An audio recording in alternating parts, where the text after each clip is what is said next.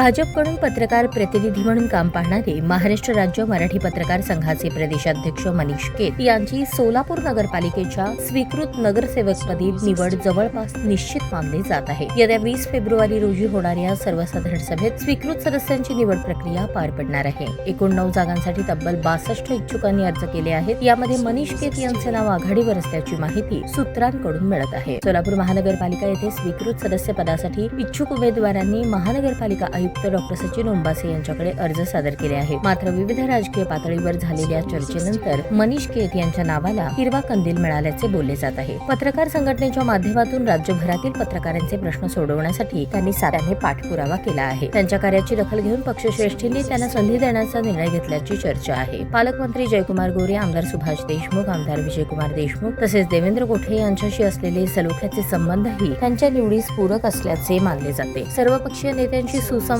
ठेवत शहराच्या विकासासाठी स्पष्ट विजन मांडण्याची त्यांची भूमिका राहिली आहे। पत्रकारांचे प्रश्न मार्गी लावतानाच शहर विकासासाठी ठोस काम करण्याचा त्यांचा मानस आहे। त्यामुळे सोलापूर महानगरपालिकेच्या स्वीकृत नगरसेवकपदी त्यांची नियुक्ती केवळ औपचारिक घोषणा बाकी असल्याचे चित्र सध्या दिसून येत आहे। आगामी सभेत त्यांच्या नावाची अधिकृत घोषणा होण्याची शक्यता वर्तवली जात आहे।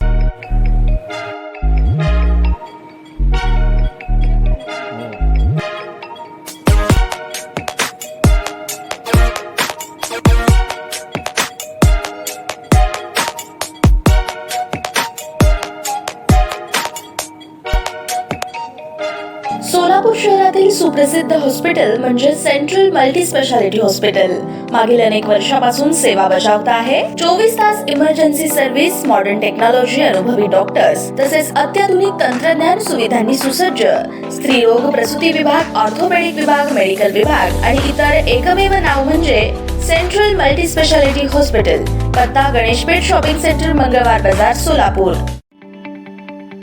ताज्या बातम्या पाहण्यासाठी प्राईम महाराष्ट्र न्यूज चॅनलला सबस्क्राईब करा।